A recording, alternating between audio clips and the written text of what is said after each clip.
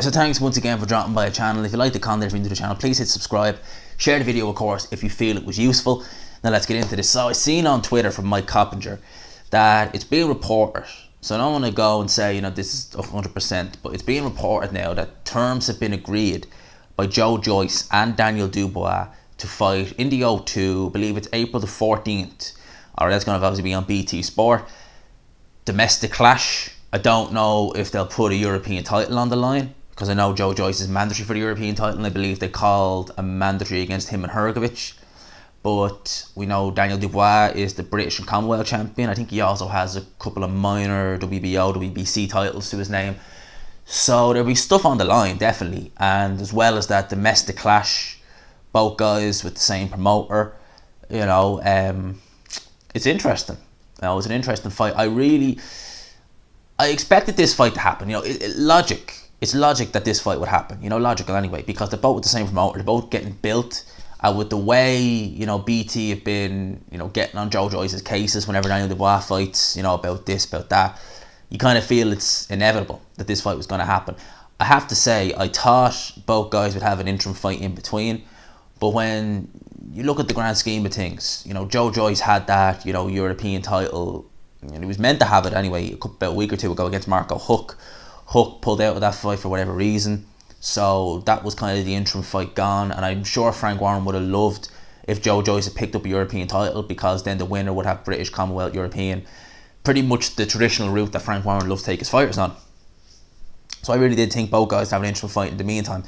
It was really kind of only when I thought about it. I think I already made videos at the time about this. But when I thought about it in kind of the grand scheme of things, if you're bringing Daniel Dubois to the O2 and you're hoping to do good numbers in the O2, as in, the actual arena, so you're not just only having it, in a small kind of section of it, you want the whole kind of place kind of rocking a bit, then you'd need a big name, but you'd need a named opponent, not a Fujimoto, not an Ebenezer Tete, not a Richard Latte. Even when he fought Gorman, I don't even think it was near full. So, that being said, I don't think Joyce would necessarily be the person to fill the O2 if he was to fight Daniel Dubois, but I think it would certainly do good numbers. Now, as for the fight, if this takes place, both guys, starting out in their pro career, we know Dubois is lucky he has youth on his side.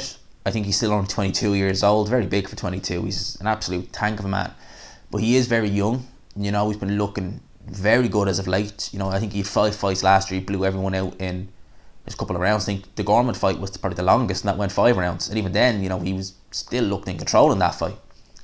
Whereas Joyce had 3 fights last year, as far as I believe. He had the Stavern fight, where Stavern was just being a punch bag. He obviously had the Ustinov fight. Ustinov seen better days. And then he had the Brian Jennings fight. And he looked he even looked a little bit vulnerable to the body in that fight, because I think he was hurt in the first round by Brian Jennings. And Brian Jennings really made Joyce look very stiff, clunky and robotic, and that was a close fight. I know the scorecards won't say that, but it was a competitive fight, definitely. So definitely Dubois had the better year in terms of just a standout year.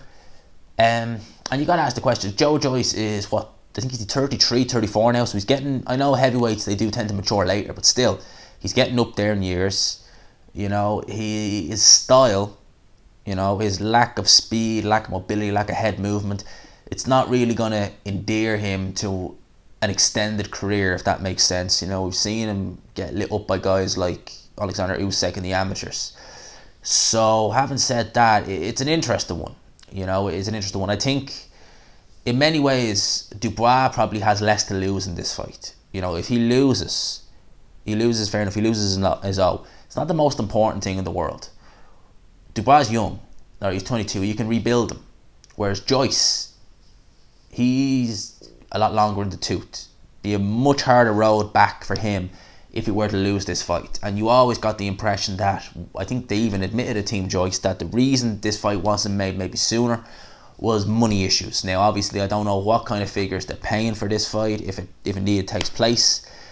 But I'd imagine that they're going to pay Joyce well for his services. And even just watching the way BT Sport conduct those interviews post-fight with Joyce, even if he's just commentating on a Daniel Dubois fight or being a pundit for a Daniel Dubois fight, you really do get the impression that BT Sport, they're they're invested more in Dubois than they are in Joyce. So I'm sure they're all hoping that Daniel Dubois comes through this fight. If I had to pick who I think would win, I think it's a competitive fight, and I think Daniel Dubois would win it on points.